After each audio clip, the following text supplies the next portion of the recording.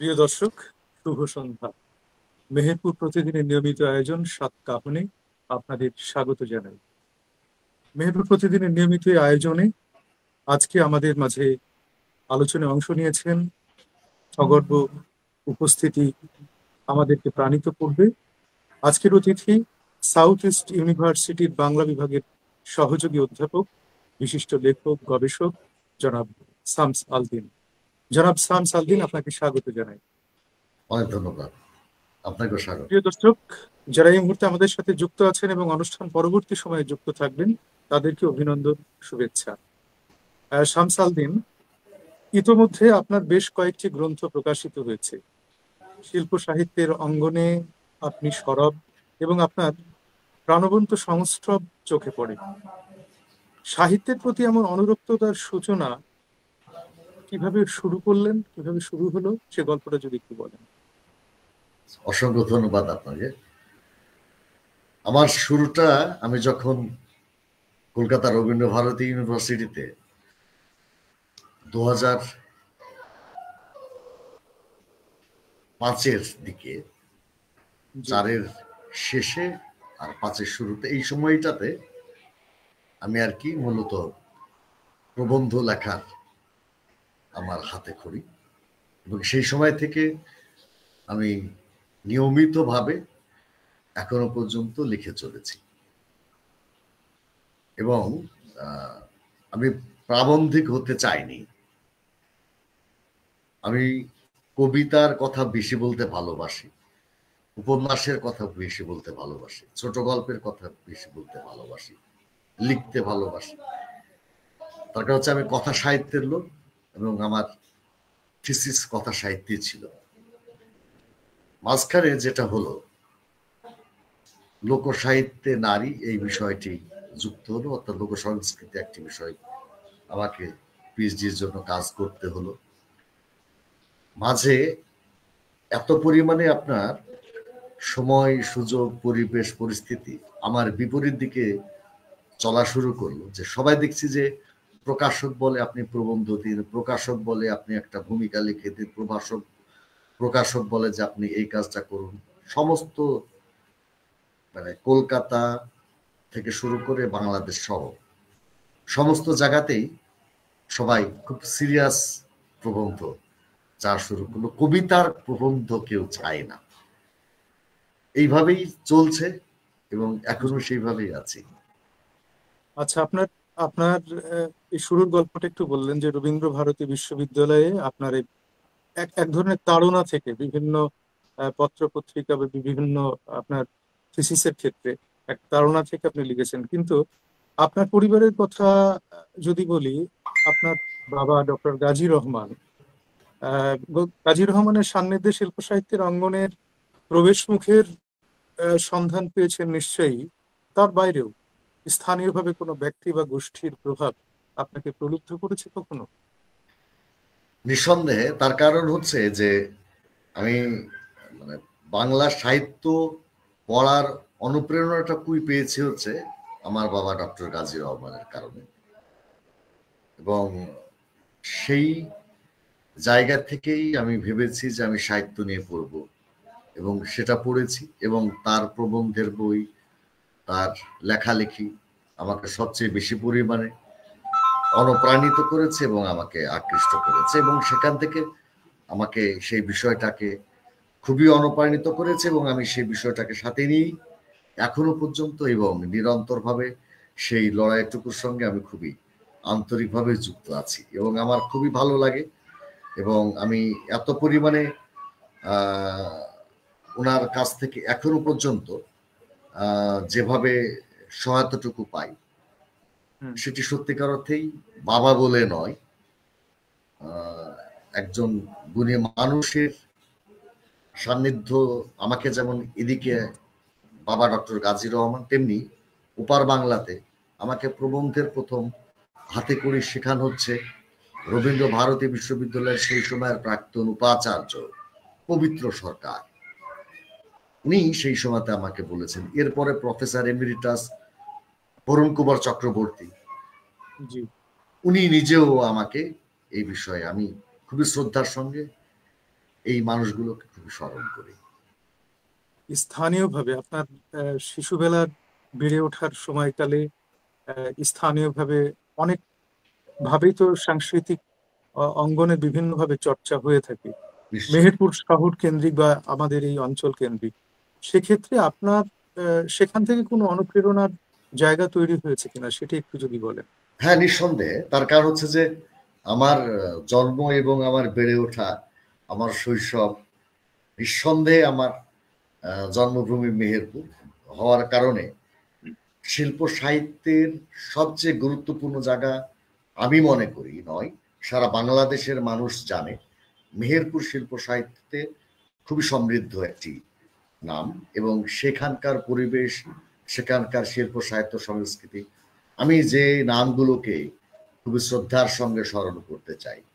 রফিকুর রশিদ রিজভী, যিনি আমার সরাসরি শিক্ষক ছিলেন কাংনী জি। কলেজে, উনি আমার সরাসরি শিক্ষক ছিলেন। তার কথা বলার, তার চলার, তার ভাবনার বিষয়গুলো আমাকে খুবই, আমি যখন কলেজে পড়তাম কাংনী কলেজে, আমাকে খুবই আকৃষ্ট করেছে। এরকমই অনেক মানুষের নাম আমার মনে আসছে। নিঃসন্দেহে সেই পরিবেশটা তো আমাকে খুব টানেই এবং খুব টেনেছে। এবং সবচেয়ে ভালো লাগার একটি বিষয় যেটা হচ্ছে যে আমি মেহেরপুরের সন্তান বলেই হয়তো আমার এই জায়গাটা অবশ্যই তৈরি জি, হওয়ার পেছনে। অবশ্যই আপনি যথার্থই বলেছেন। মেহেরপুর একটি সাংস্কৃতিক অঙ্গনের দিক দিয়ে একটি উর্বর একটি জায়গা, যেখানে অনেক মানুষ অনেকভাবেই শিল্প সাহিত্যের এই জায়গাটিকে সমৃদ্ধ করে চলেছেন। আপনিও তার অংশ। কোন কোন মাধ্যমে লিখতে আপনি স্বাচ্ছন্দ্য বোধ করেন, এবং আপনার এ পর্যন্ত প্রকাশিত গ্রন্থের সংখ্যাটা যদি একটু বলেন।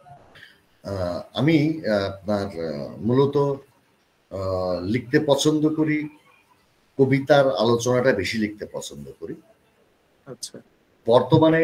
কিন্তু কবিতার আলোচনাটা লিখতে পছন্দ করলেও বা হুম। কবিতার বিশ্লেষণ করতে বললে সেই বিষয়টাতে আমার খুব আগ্রহ। আহ, কিন্তু আমার সবচেয়ে লেখালেখির যে জায়গাগুলো, সেই জায়গাগুলোতে মূলত কথা সাহিত্যের প্রসঙ্গগুলোই আমার প্রবন্ধের বিষয়। এবং এ পর্যন্ত আমার মৌলিক গ্রন্থ প্রকাশিত হয়েছে 9টা। এর আচ্ছা। ভিতরে আমার পিএইচডির যে গ্রন্থটি লোকসাহিত্যে নারী, যেটি হুম। পশ্চিমবঙ্গ সরকার আদিবাসী লোক সংস্কৃতি কেন্দ্র, সেখানে আমি জমা দিয়েছিলাম আজ থেকে 4 বছর আগে। বইটি ও মানে ইয়ের থেকে বেরিয়েছে, আদিবাসী লোক সংস্কৃতি কেন্দ্র থেকে। আচ্ছা।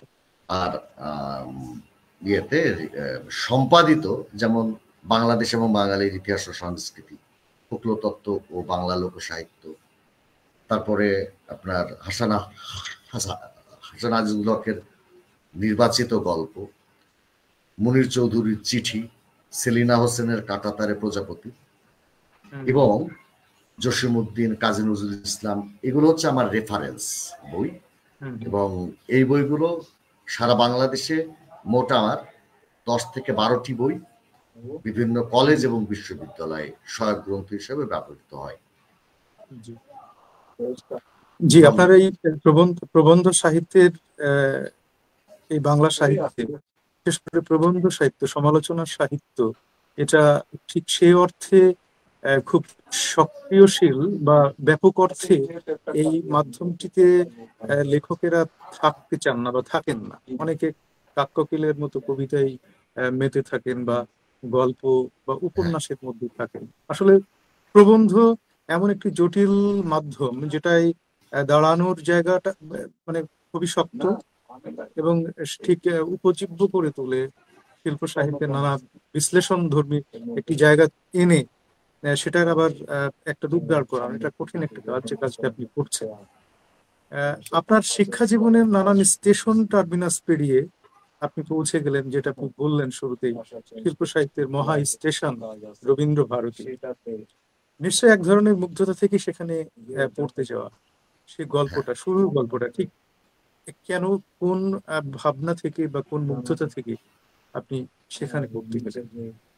আচ্ছা, আহ, এটা আমার মুগ্ধতার কারণটি হচ্ছে আমি আমার বাবা ডক্টর গাজী রহমানকে রবীন্দ্র ভারতী থেকে পিএইচডি এবং ডিলিট উনি ওইখান থেকে করার কারণে জি আমার ওই মুগ্ধতাটা মানে জন্ম নিল। এবং প্রথমের দিকে আপনার খুবই ভাবনার ভিতরে ছিলাম যে যাব কি যাব না, তবুও শেষ মুহূর্ত পর্যন্ত চান্স পেয়েছিলাম এবং ভর্তি হয়ে এখন বুঝতে পারি, সেই সময় বুঝিনি, এখন বুঝতে পারি খারাপ কিছু করি, ভালোই লেগেছে। 10টি বছর ছিলাম, 2001 থেকে 2010, টানা 10টি বছর কলকাতা। সমস্ত হুম, পথ গুলো আমার স্মৃতিময় জীবনের অনেক অর্জন, অনেক অর্জন, হুম, যেটি আমার বাংলাদেশ আমার মাতৃভূমি হলেও একটি মাল্টি ডাইমেনশনাল যে সাংস্কৃতিক যে বিষয়টি, সেটি কলকাতা হুম, না গেলে আমি পেতাম না। জি অবশ্যই অবশ্যই আপনার মন্তব্য যথার্থই। রবীন্দ্র ভারতী বিশ্ববিদ্যালয়ে অধ্যয়নকালীন এবং অধ্যয়ন পূর্ব সময়ে দুই পর্বে রবীন্দ্রনাথ কিভাবে আপনার কাছে ধরা পড়েছে, বা রবীন্দ্রনাথকে ঠিক আপনি পড়তে যাবার আগে কিভাবে বুঝতেন আপনার ভেতরে রবীন্দ্রনাথ অবস্থান করতেন, এবং রবীন্দ্র ভারতীতে যাওয়ার পরে রবীন্দ্রনাথ নতুন আঙ্গিকে নিশ্চয়ই, সেখানে যেহেতু একটা মহা স্টেশন, সেখানে রবীন্দ্রনাথ অন্যভাবে আবির্ভূত হয়েছেন আপনার নিশ্চয়। কাছে, সেটি যদি একটু বলেন। সেটি হচ্ছে যে একটি কথা খুব সহজ করে বলি, জি জি সব সত্য সবসময়তে বলতে নেই। যে কারণে আমি যেহেতু একেবারেই আপনার ক্যামেরার সামনে আছি, আপনারা লাইভ করছেন, সম্প্রচার হচ্ছে, জি সব জি সত্য বলছি না, শুধু একটি জায়গাকে আমি শুধু বলতে চাই। রবীন্দ্রনাথের ওই কথাটি খুব ভালো লাগে আমার। রূপ নারায়ণের কুলে জেগে উঠিলাম, জানিলাম এ জগৎ স্বপ্ন নয়, চিনিলাম আপনার এই আঘাতে আঘাতে, বেদনায় বেদনায় সত্য যে কঠিন, কঠিনেরে ভালোবাসিলাম, সে কখনো করে না বঞ্চনা। রবীন্দ্রনাথ কখনো আমার ভিতরে বসবাস করেনি। আচ্ছা রবীন্দ্রনাথকে আমি আবিষ্কার করেছি হচ্ছে কলকাতাতে। আমি রবীন্দ্র ভারতীতে যখন আমি পড়া শুরু করছি, আমাদের প্রথম বর্ষে রবীন্দ্র চর্চা বলে একটি পাঠ্য ছিল 100 মার্কের। জি জি রবীন্দ্রনাথকে ওই রবীন্দ্র চর্চা যে কোর্সটি, ওই কোর্সটি পড়তে যেয়ে রবীন্দ্র ভাবনার ভিতরের জায়গাগুলোকে দেখার সৌভাগ্য আমার হলো। এবং ক্রমান্বয়ে এখন যত দিন যায় এবং যত সময় যাচ্ছে, সময়ের সঙ্গে সঙ্গে একটি মানুষ কখন প্রতিষ্ঠা পায়, একটি মানুষ কখন তার অবস্থানকে পরিপূর্ণ সুন্দর করে তোলে, সেগুলা আজকে রবীন্দ্রনাথ যে কথাটি আজকে বলছি আমরা, সেই কথাটি তিনি কত কত কত বছর আগে বলে গেছেন। ঠিক এরকম ভাবেই যখন ভাবনাগুলোকে যখন দেখতে থাকি, তখন ওই স্বপ্নগুলোকে, ওই চেতনাগুলোকে, ওই চিন্তাগুলোকে, তখন ভালোবাসা তো ঠিক এরকমই, মুখ দিয়ে বললাম আর হয়ে গেল, ব্যাপারটা তো এরকমের নয়। রবীন্দ্রনাথের প্রতি আমার সেই মুগ্ধতা, যা আমি আমার ইউনিভার্সিটির টেবিলের সামনে আমার রবীন্দ্রনাথ থাকে, আমার ইউনিভার্সিটির দেওয়ালের সঙ্গে আমার রবীন্দ্রনাথের সংযোগ। এটি আমি ক্লাসে, কোনো লেকচারে, সমস্ত কিছুতে যখন বলতে যাই, রবীন্দ্রনাথের লাইন ছাড়া আমি কথা বলি না। অর্থাৎ প্রেমটি ক্রমান্বয়ে না থাকার থেকে নতুন করে জন্ম নিয়েছে, এবং সেটা তো এখন মহাপ্রেম বলা যায়। প্রেম যখন মহৎ হয়, তখন তো সেটা সার্বজনীন হয়ে যায়, তখন তো হুম তার ভিতরে তাকে মুক্তি দিতে হয়। আমি তো রবীন্দ্রনাথের ওই ভাবনা এবং ওই চেতনার গুলোর ভিতর থেকে মুক্তির পথ অন্বেষণ করেছি, সেটি খুব ভালো লাগে। হুম। আচ্ছা, এ এ প্রসঙ্গে আমি একটি জানার আগ্রহ, সেটা হলো অনেক সমালোচক বলে থাকেন যে রবীন্দ্রনাথের এই যে রবীন্দ্র ভারতী বা রবীন্দ্র যে বলয়, সেখানে এক ধরনের আখড়াবাড়ি আখড়াবাড়ি একটা ভাব আছে, এবং একটা রবীন্দ্র পূজার একটা পরিবেশ রয়েছে, সেরকম বাহ্যিকভাবে অন্তত দেখা যায়। তো এক্ষেত্রে আহ, যে কোনো মহান স্রষ্টা, তারও তো সমালোচনা থাকতে পারে, তারও মানে ভাঙা গড়া, এবং তার ভেতরে একটা উন্মোচনের যে ব্যাপারটি, সেটা থাকতে পারে। তো সেক্ষেত্রে আপনার ফালি ফালি করে কাটার ব্যাপারটিও এসে যেতে পারে। তো সেক্ষেত্রে বিশ্বভারতীতে আপনার রবীন্দ্রনাথকে ঠিক সেই পর্যায়ে রেখে সমালোচনা, আলোচনা বা চর্চার জায়গাটি, অনুশীলনের জায়গাটি হয় কিনা? নিশ্চয়, এবং সেটি হয়, এবং খুব সচেতনভাবেই হয়। তার কারণটি হচ্ছে যে রবীন্দ্রনাথের দৃষ্টিভঙ্গি খুবই চমৎকারভাবে রবীন্দ্র ভারতী এবং বিশ্বভারতী দুই জায়গাতে খুবই চমৎকারভাবে সেটির প্রভাব আছে। জোড়াসাঁকো ঠাকুর বাড়িতে এবং জি। রবীন্দ্রনাথকে পূজা অর্চনার মাধ্যমেই স্মরণ করায়, এটিও আপনি খুব ঠিকই বলেছেন।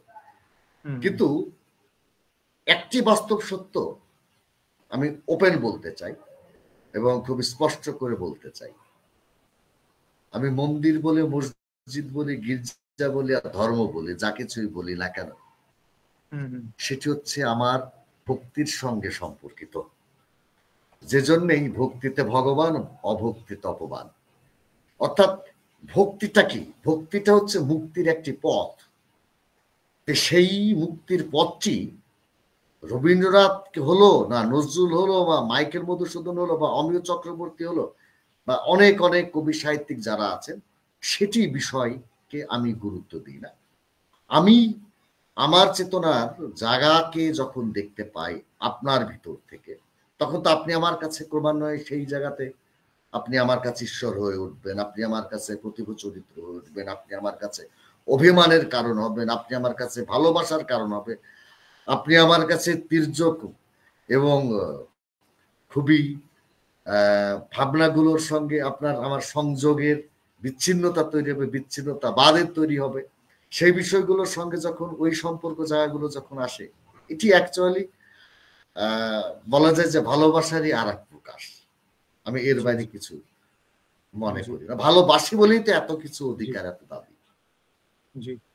আপনার একসময় আহ, প্রায় সব বাঙালির বা সৃজনশীল বা আপনার আহ, ঠিক শিল্প সাহিত্য সম্পন্ন মনস্ক মানুষ যারা যারা সুস্থ চিন্তাধারা করেন, জি, তারা তাদের যাপিত জীবনে রবীন্দ্রনাথকে ঠিক মানে করেছিল, মানে আত্মরতি যেটাকে বলে, হ্যাঁ, আত্মস্থ করা, সেটি তারা করেছিলেন, তাদের প্রাত্যহিক জীবনে, যাপিত জীবনের অংশ করে তুলেছিলেন। এক্ষেত্রে শোনা যায় যে যদি আহ, কোনো বিবাহর কোনো সম্বন্ধ যেত, তখন সেই কনেকে জিজ্ঞাসা করা হতো যে সে রবীন্দ্রনাথের গান জানে কিনা। এই ধরনের একটা ট্র্যাডিশন তৈরি হয়েছিল। রবীন্দ্রনাথ সেভাবেই সমস্ত বাঙালির, অনেক বাঙালির প্রভাবক হয়ে কাজ করছিলেন। তো সেক্ষেত্রে আজকের নিশ্চয়। আজকের সময়ে আপনি বিশেষত পশ্চিম বাংলার সাথে নিশ্চয়ই যোগাযোগ আছে আপনার, তো সেক্ষেত্রে আজকে সেই চিত্রটা ঠিক সেইভাবেই, সেই আবেদন নিয়েই টিকে আছে কিনা, বা না খানিকটা স্খলিত হয়ে উঠেছে? না, টিকে নেই। টিকে নেই যেভাবে বাংলাদেশেও টিকে নেই, ঠিক আচ্ছা। সেভাবেও ওখানে টিকে নেই। তার কারণটি হচ্ছে যে আমরা মুখে বলছি আমরা আধুনিক, চিন্তায় বলছি আমরা আধুনিক, পোশাকে বলছি আধুনিক। একই চিত্র বাংলাদেশ এবং পশ্চিমবঙ্গের বর্তমান যে চিত্র, পূর্বেও যে চিত্র, প্রায় এক। রবীন্দ্রনাথ ক্রমে খসেছে, তবে রবীন্দ্রনাথে একটি পার্থক্য আছে। এক মানে একুল ভেঙেছে, অকুল গড়েছে। এইটা রবীন্দ্রনাথের ক্ষেত্রে ঘটেছে। হুম। হুম। আহ, কিছুটা পথ তো সরে এসেছেই চিন্তার ভিতর থেকে এবং ভাবনার ভিতর থেকে, এবং সেখানে মূলত এই চিন্তাটি মূলত স্থান করেছে মানুষের, খুব দুঃখজনক হলেও যেটি সত্য, প্রসঙ্গ থেকে যেহেতু আরেকটি প্রসঙ্গে যাই, সেই ক্ষেত্রে আমরা মানুষ বর্তমানে, বর্তমান সময়কালে আমরা যেভাবে এগোচ্ছি, এগুতে যে যেখানেই আমরা বাধাগ্রস্ত হচ্ছি, যেখানেই আমরা সুন্দর করে থেমে যাওয়ার পথ তৈরি হচ্ছে, সঙ্গে সঙ্গে আমরা শরীয়তকে অবলম্বন করছি, ধর্মটাকে আমরা মনে করছি যে এটি আমার একমাত্র মুক্তির পথ। তার কারণ হচ্ছে পৃথিবীতে মানুষ হিসাবে মানুষ রূপে যারা জন্মগ্রহণ করেছে প্রত্যেকটা মানুষই আমরা অবলম্বন প্রিয়। সেই অবলম্বনের জায়গা থেকে আমাদের ভিতরে গোঁড়ামিটা, ধর্মীয় ভাবনার জায়গা থেকে আমাদের যে বিষয়টা চলে আসছে, সেই জায়গাটাতেই মূলত এই স্খলনটুকু ঘটেছে সামাজিকভাবে এবং রাষ্ট্রীয়ভাবে। 25শে বৈশাখ থেকে শুরু করে সমস্ত রকম আয়োজনে যে আড়ম্বরটা পূর্বে আমি দেখেছি হতো যে বিশ্বভারতী, সেটির কলেবর কমেছে, পালিত হয় কিন্তু সেটির কলেবর কমেছে। আমি যে সময় স্টুডেন্ট ছিলাম, শিক্ষকরা গাছতলাতে বসিয়ে স্টুডেন্টদের পড়াতেন, শিক্ষার্থীদের পড়াতেন। এখন উপাসনালয়ে সেই উপাসনাটুকু করা হয়, কিন্তু পূর্বে রেস্ট্রিকশন ছিল না, এখন রেস্ট্রিকশন এসেছে। অর্থাৎ সময়ের সঙ্গে সঙ্গে বেশটুকু তো হয়ে গেছেই নিঃসন্দেহে। চিন্তার একটা সংকোচন তৈরি হয়েছে। জি, আরেকটা জিজ্ঞাসা আপনার হয়েছে। কাছে, সেটা হলো যারা গণভোটে বাঙালির হাজার বছরকে পরিমাপ করেন, তারা কি রবীন্দ্রনাথকে জানেন আসলে? যারা গণভোট দিয়ে হাজার বছরকে পরিমাপ নিশ্চয়, কেন করেন, একজন জানবেন? না একজন, তারা কি রবীন্দ্রনাথকে জানেন? আমি আমি আমি এই অর্থে বলতে চাচ্ছি যে গণভোট দিয়ে শ্রেষ্ঠত্ব, জাতির শ্রেষ্ঠত্ব নির্ধারণ করা হচ্ছে, কাউকে দেয়া হচ্ছে, কিন্তু রবীন্দ্রনাথ আসলে কতটা প্রাসঙ্গিক, মানে আমার রবীন্দ্রনাথ হয়ে ওঠার ক্ষেত্রে, মানুষের রবীন্দ্রনাথ হয়ে ওঠার ক্ষেত্রে যে ভূমিকা রবীন্দ্রনাথ রেখেছেন তার সৃষ্টিকর্মের মধ্য দিয়ে, তার যাপিত জীবনে, তার অভ্যাসের মধ্য দিয়ে, সেক্ষেত্রে এই যে গণভোট দিয়ে বাঙালির হাজার বছরের পরিমাপ করে রবীন্দ্রনাথকে ঠিক আলোচনায় না নিয়ে আসা, বা সেই জায়গাটি, অনেকেই বলেন যে রবীন্দ্রনাথের বিকল্প হাজার বছর বাঙালির এই জায়গাতে ধারণ করবার কোনো বাঙালির ক্ষমতা নেই। তো সেক্ষেত্রে আপনার মূল্যায়নটা কি? আচ্ছা, সেটা হচ্ছে যে আপনার কথাটা আমি প্রথমে বুঝতে পারিনি, আপনি যখন টোটালটা আপনি শেষ করলেন তখন আমি আপনার কথাটা আর কি বুঝতে পেরেছি। নিঃসন্দেহে গণভোটের মানুষ রবীন্দ্রনাথ নন, নাম্বার ওয়ান। তার কারণটি হচ্ছে রবীন্দ্রনাথ কবি বলুন, সাহিত্যিক বলুন, সেই জায়গাটিতে একটা সবচেয়ে বড় ভূমিকা হচ্ছে সংস্কৃতি। অর্থাৎ একটা সাংস্কৃতিক ডেভেলপমেন্ট বা উন্নয়ন যখন একটি জাতির মূল বিষয় হয়ে ওঠে, তখন সেই বিষয়টা একটা বিবেচ্য বিষয় নিঃসন্দেহে। কিন্তু সেই সংস্কৃতির ধারক এবং বাহক যারা ৭১ পরবর্তী বাংলাদেশ বা ৭১ পূর্ববর্তী বাংলাদেশ বা ৪৭, ৫২, ৬৯ নকশাল আন্দোলন, এতগুলো সময় যে ভিতর দিয়ে যে আমাদের যে চূড়ান্ত উত্থান এবং পতন, সেই সময়গুলোর ভিতরে রবীন্দ্র ভাবনা এবং চিন্তা আমরা প্রকাশ দেখতে পাই। তা আমরা একটা শ্রেণী, যিনি মাঠে কাজ করেন, যিনি চায়ের দোকানে আড্ডা দেন, তিনি তো গণভোট দেন না, বা তার ভিতরে ওই ভাবনা নেই। যিনি ওকে গাড়িয়াল ভাই বলে তপ্ত রৌদ্রের দুপুরে কিংবা এই চমৎকার বৃষ্টির, আমি তো এখানে দাঁড়িয়ে যে আমি আপনার সাথে কথা বলছি, বারান্দাতে কি সুন্দর বৃষ্টিটা হচ্ছে, টপ টপ করে দেখা যাচ্ছে, সুন্দর ভাবনাগুলো আমাকে মুগ্ধ করছে, আমি রোমান্টিক হয়ে যাচ্ছে, আমার কবিতা আসছে, গান আসছে। কিন্তু আমি তো একটা শ্রেণী, সর্বোচ্চ আরেকটা শ্রেণী নামতে পারি, কিংবা আমার চেয়ে আরেকটা শ্রেণী উঠতে পারি। আরো যদি সবচেয়ে দুঃখের কথা বলা হয়, আমরা বিশ্ববিদ্যালয়ের বলুন, কলেজের বলুন, বহু শিক্ষক আছে যারা রবীন্দ্রনাথকে এখনো জানেন না। খুব সত্য কথা। অর্থাৎ ওই যে চেতনার রঙে সেই সজীবতাটা সত্যিকার অর্থেই আপনি বলছেন আজকে নজরুল জন্ম জয়ন্তী, আর একজন বলছে নজরুল জন্ম। সবাই ঠিক এরকম শুধু শুধু একটা পার্সেন্টেজ তৈরি হচ্ছে, সেই পার্সেন্টেজের ভিতর থেকে একটা স্তর পর্যন্ত তার অবস্থা, তার বাইরে তো সেই গণভোটের বা গণমূল্যায়নের জায়গা তো বাস্তবিক অর্থে কবি সাহিত্যিকদের হয় না।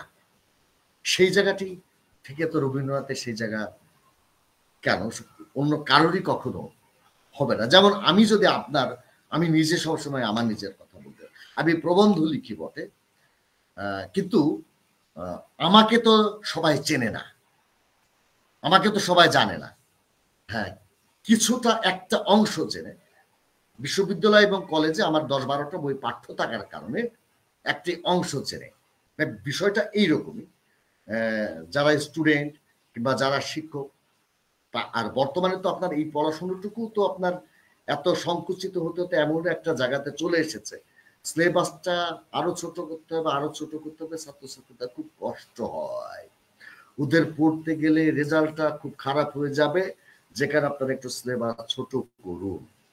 আমার কথাতে কথা বাড়বে, খুব শুনতে খারাপ লাগবে অনেকের, সময়ের বাস্তব চিত্রটার কথাই বলছি, কিন্তু আমার ওই কথাটি আবারও রবীন্দ্রনাথের ওই কথাতে আমি খুব সুন্দর করে বলতে চাই, তোমারে দিবে যে কোকুলে বাড়িছে সে, সময় আপনাকে সময়ের হিসাব দেবেই দেবে, আমি সেই অপেক্ষাতেও আছি। আসলে রবীন্দ্রনাথ এমন একজন প্রতিভার নাম, এমন একজন শুদ্ধতম প্রাণের নাম, যাকে ভুলে থাকা বা যাকে এড়িয়ে যাওয়া, এড়িয়ে গিয়ে কোনো বাঙালিত্ব থাকে না। তো নিশ্চয় একজন বিদ্যার্থী হিসেবে রবীন্দ্র বিশ্বভারতী বিশ্ববিদ্যালয়ে আপনার যে সময়কাল, নিশ্চয়ই সেখানে এক ধরনের মুগ্ধতা, এক ধরনের কৌতূহল, এক ধরনের অন্বেষা বা আত্মজিজ্ঞাসার সার্বক্ষণিক সংস্রব তাড়িত করত নতুন সৃষ্টির নেশায়। সঙ্গত কারণে এখন আপনি নিজেই একজন শিক্ষক, আপনার সামনে বসে থাকা শিক্ষার্থীদের মধ্যে আপনাদের যে অন্বেষা, আপনাদের যে আত্মজিজ্ঞাসা, আপনাদের যে সৃষ্টির নেশা, আপনার ছাত্রদের মধ্যে আপনার শিক্ষা জীবনের কোনো অংশের প্রতিফলন দেখতে পান বর্তমানে আপনার শিক্ষার্থীদের মধ্যে? আচ্ছা, সেটা হচ্ছে যে খুব সহজ করে আমি উত্তরটা দিই। জি। আমি আমার বাংলা ডিপার্টমেন্টে আমরা মোট 11 জন শিক্ষক ফুল টাইম, আর ঢাকা বিশ্ববিদ্যালয়, জাহাঙ্গীরনগর বিশ্ববিদ্যালয় সহ আরো 4 জন খণ্ডকালীন শিক্ষক, মোট 15 জন শিক্ষক আমাদের বাংলা ডিপার্টমেন্টে, 450 স্টুডেন্ট বর্তমানে। খুব সহজ করেই আমরা ক্লাসরুম থেকে বেরিয়ে বলে বলে ফেলতে খুব পছন্দ করি এবং বলে ফেলি, এখনকার ছেলেমেয়েরা খুব দুষ্টু, কেউ পড়াশোনা করে না, সবাই বেয়াদব, কেউ কারো কথা শোনে না, শিক্ষকদের সম্মান দেয় না এবং গুরুজনদের সম্মান করে না, অনেক অনেক কথা বলতে থাকে। এটি শুধু আমার প্রতিষ্ঠানের বিষয়ে বলছি না, সারা বাংলাদেশেরই মুরব্বী যারা আছেন শিক্ষক হিসাবে অধিকাংশই বলছেন। কিন্তু আমার শিক্ষকতার 14 বছর আমি ইতিমধ্যেই অতিক্রম করেছি, 14.5 বছর। 14.5 বছরে আমার কোনো স্টুডেন্ট আমার চোখের দিকে তাকিয়ে কথা বলেনি, একটি কারণটি হচ্ছে আমি ওদেরকে প্রথমে শেখাই যে তুমি কে, তোমার কাজ কি, আর তোমার বাস্তবিক প্রতিফলনটা কি। সেটি হচ্ছে আমি প্রত্যেকটা দিনের ক্লাসে যখন বিষয়গুলো আলোচনা করি ওদেরকে আমি সেই পাঠটা দিই। আমি ক্লাসে ঢোকা মাত্রই এই যে আমার মতো ফোন লাগিয়ে ক্লাসে ঢোকে, আরো বড় বড় সব ফোনগুলা সব ক্লাসে ঢোকে, গলার উপর দিয়ে থাকে, বুকের বোতামটা খোলা থাকে। আমি সুন্দর করে বলি যে আমি শিক্ষকতা করতে এসেছি, আমি শিক্ষকতা নামক চাকরি করতে আসিনি, যে কারণে আমার ক্লাসে থাকতে হলে মেরুদণ্ডটা সোজা করে বসতে হবে, বুকের বোতামটা আটা থাকতে হবে এবং খুব সিমসাম এবং চমৎকার ভাবে থাকতে হবে। এরকম বিষয়গুলো যখন ওকে আমি নিয়মিত দিতে থাকি, একটা সময়তে যে ও চেঞ্জ হয়ে যায়। যে কোনো স্টুডেন্টকে দেখলে আমি ডাকি, তুমি কোন ডিপার্টমেন্ট? অমুক ডিপার্টমেন্ট।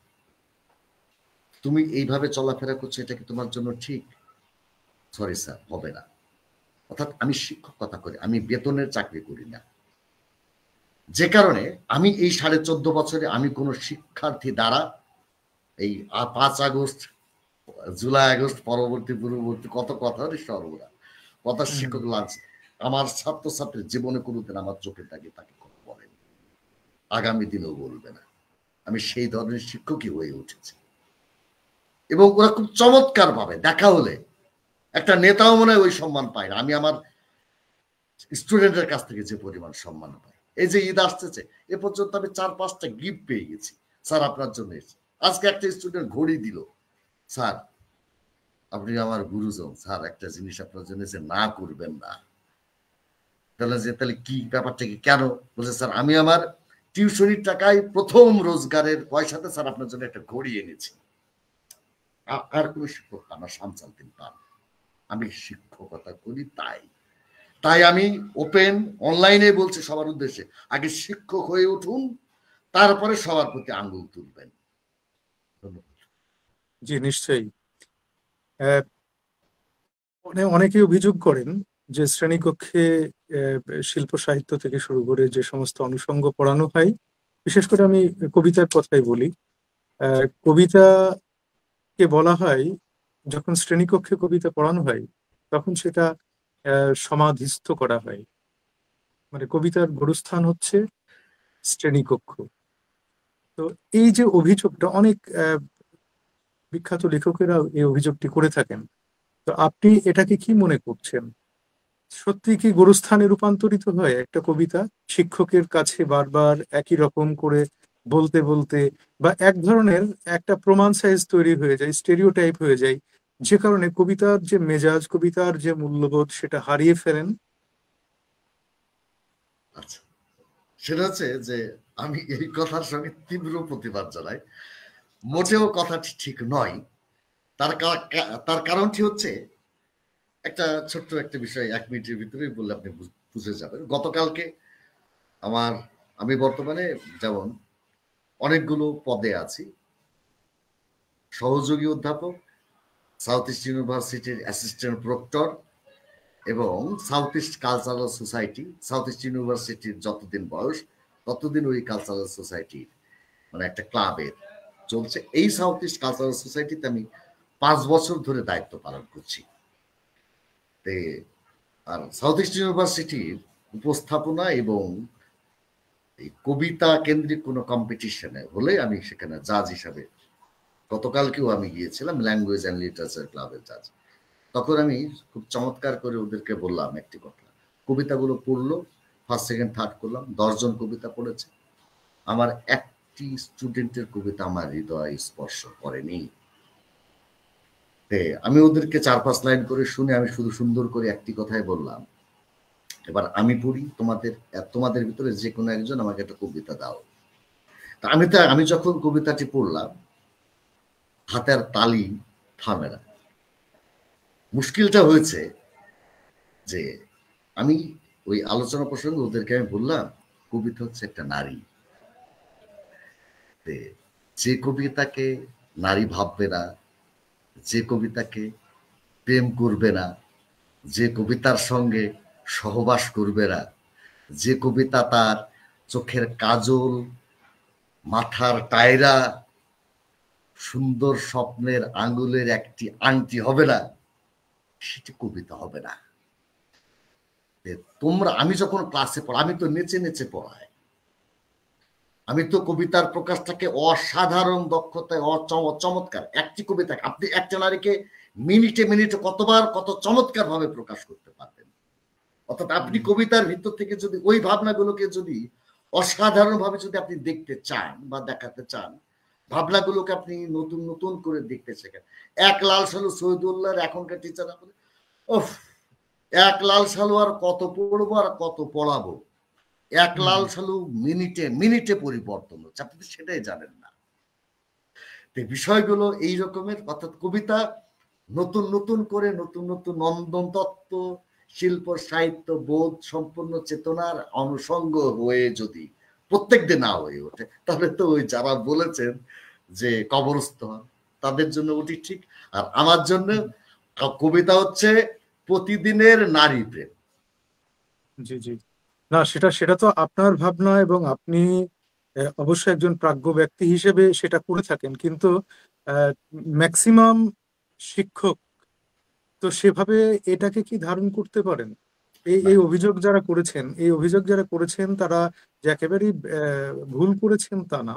অনেক দেখা যায় আপনার আপনার মতো বা আমার মতো বা অন্য কারো মতো যারা শিক্ষার্থী, যারা একজন ভালো শিক্ষকের কাছে সাহিত্য পাঠ করেছেন, তারা কিন্তু তার ওই পড়ানো পদ্ধতি অনুসরণ করে বা তার ভেতরে যে একটা বোধের শিখা জ্বালিয়ে দিয়েছেন, সেখান থেকে সাহিত্যের নানাভাবে তারা আদৃত হয়েছেন এবং অনুপ্রাণিত হয়েছেন একটা পর্যায়ে। তো শিক্ষকের একটা ভূমিকা তো আছে। তো নিশ্চয়। শিক্ষক যদি সেই ভূমিকা পালনে ব্যর্থ হন, তাহলে সেখানে তো অব- কবিতা কেন, প্রবন্ধ কেন, সমস্ত কিছুরই তো সমস্ত কিছুই গোরস্থান আপনার হয়ে যেতে পারে। সমাধিস্থ হয়, নিশ্চয় নিশ্চয়, হ্যাঁ, জি সেই অর্থে ঠিক আছে।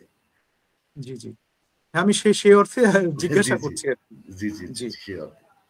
আহ, আপনার কবিতা, যেহেতু কবিতা সমালোচনা করেন, তো কবিতা লেখেননি কখনো? প্রচুর লিখেছি, প্রচুর পেপারে বেরিয়েছে। আচ্ছা আর ইদানিং কমে গেছে। ইদানিং আচ্ছা আচ্ছা। একটা জিনিসের কারণে কমে গেছে, বড় সংকট তৈরি হয়েছে। সেই সংকটটি হচ্ছে আমি বাসায় ফেরার পরে জি আপনার নন স্টপ ফোন আসতে থাকে। স্যার একটা কবিতা, এই একটা প্রবন্ধ দেবেন, স্যার একটা হুম, আলোচনা লিখে দেবেন, স্যার একটু আগামী 3 দিনের ভিতরে একটা ছোট হলেও একটা প্রবন্ধ দেন। এই হুম, 4 মাসের ভিতরে আমি প্রবন্ধ লিখেছি আপনার 7টা। এবার আচ্ছা আপনি চিন্তা করুন, মানে আমার ভাবনাগুলোকে চিন্তা করে। হ্যাঁ, আমি ফেসবুক ইউজ করি, ফেসবুক হয়তো মাঝে মাঝে মনে হয় তখন হয়তো দু একটা লাইন লিখে হয়তো একটা পোস্ট করলাম। কিন্তু হুম হুম, আগে যেমন কাগজে কলমে লিখতাম, পেপারে পত্রিকাতে চাইতো, সঙ্গে সঙ্গে ওটা সুন্দর করে কম্পোজ করে মেল করে পাঠিয়ে দিতাম। সেটা তাও বেশি দূর নয়, 7 বছর আগে পর্যন্ত এই বিষয়টা খুব কন্টিনিউ ছিল। 7 বছরের সময়টাতে এসে আমি কবিতা লেখার জায়গাটা, চর্চার জায়গাটা অনেক গুণ বেড়েছে, কিন্তু প্রকাশটা তুলনামূলক কম হয়েছে। হুম, হুম। তবে আপনি যে, হ্যাঁ, তবে একটা আপনি সুযোগ যেটা আছে আমার, যেটা হয়েছে সেটা হচ্ছে গত 26 তারিখে আপনার পশ্চিমবঙ্গের একটি কলেজে সেমিনার আলোচনা দিয়ে মোট আমার আন্তর্জাতিক সেমিনারে আলোচক অংশগ্রহণই হয়েছে 70। 70টি আন্তর্জাতিক সেমিনারে আমার আলোচক হিসেবে অংশগ্রহণ করার সুযোগ হয়েছে। এই সুযোগে যেটা হয়েছে, ন্যূনতম 35টি আলোচনাতে আমি কবিতা নিয়ে আলোচনা করেছি। এটি আচ্ছা। একটা আমার খুব চমৎকার ভালো লেগেছে, হুম। সেই সুযোগটা আপনি, হয়েছে। হ্যাঁ হ্যাঁ, আপনি বললেন যে আহ, এই যে 7টি প্রবন্ধ লিখেছেন, এই যে বিভিন্ন জায়গা থেকে আপনাকে তাগাদা দিয়ে দিয়ে লিখিয়ে নেওয়া, এই ফরমাইশি লেখার ক্ষেত্রে মানদণ্ডের কোনো ঘাটতি, এত নিশ্চয়। চাপ, এই ঘাটতিগুলো ঘটে যেত? হ্যাঁ, খাটতে তো ঘটে। বাচ্চা তো সবটাই সুন্দর হয় না, দু একটা হুম সুন্দর হয়। আমি 7টা লিখেছি, আমি খুব ভালো জানি, দুটো ভালো হয়েছে। দুটো হচ্ছে, একটা আমি দিয়েছি হুম, হচ্ছে আপনার কলকাতার একটা জার্নালে, আর একটা দিলাম হচ্ছে কুমিল্লা বিশ্ববিদ্যালয়ের জন্য, যেটা আমার আমার একাডেমিক কাজে লাগে। জি ইয়াদুল জি মোমিন, যেমন আপনাদের মেহেরপুর প্রতিদিন ইয়াদুল গুলো দোস্ত একটা প্রবন্ধ দাম, ওকে সুন্দর করে আমার ওইটা পাঠ করা ছিল, আমি এক রাতে বসে লিখে তারপরের দিন ইমরি আমি ইয়াদুলকে জি পাঠিয়ে দিলাম। ওটা জি একটা জি। নিবন্ধ হয়েছে। জাস্ট এই রকমের কাজগুলো করতে হয়। হুম হুম। আপনার আপনার এই লেখালেখি নিয়ে আগামী কোনো এক সময়, আগামী নিশ্চয়। পর্বে নিশ্চয়ই সে আলোচনা হবে। আপনাকে পাঠ করতেই চাই, আপনার গভীরে ঢুকতেই চাই।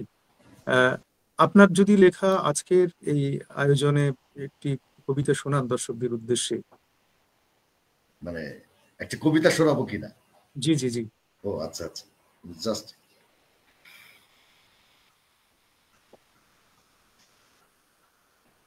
সেটা কঠিনতম কাজ।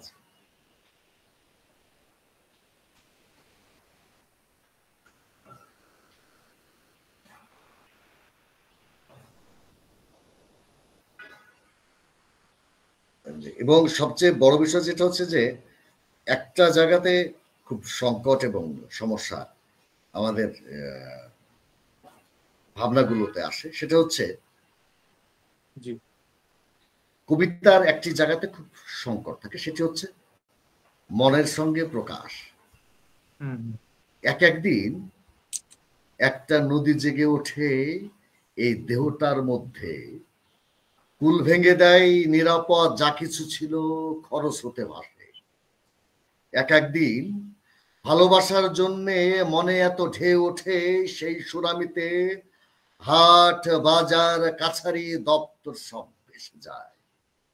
একদিন সুন্দরের জন্য হাহাকার, আকাশ বাতাস বসন্তের গানে ভরিয়ে দেয়। একদিন নদী জেগে ওঠে ডমরু বাজিয়ে, তোমার ঘুম ভাঙতে চাই বসন্তের গানও সেদিন বুঝি বলতে চাই, যেদিন থাকবো না সেদিনও ভালোবেসো।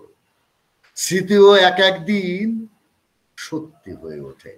এটি সৌমিত্র চট্টোপাধ্যায়ের একদিন নামক একটি কবিতা। এরকমের অসংখ্য কবিতা আমার মন ছুঁয়ে যায়। রবীন্দ্রনাথ তো বটে। খুবই খুবই অসাধারণ অসাধারণ একটি কবিতা। জি। আপনার এই আয়োজনে আমাদেরকে সময় দিয়েছেন, আমরা প্রাণিত হয়েছি।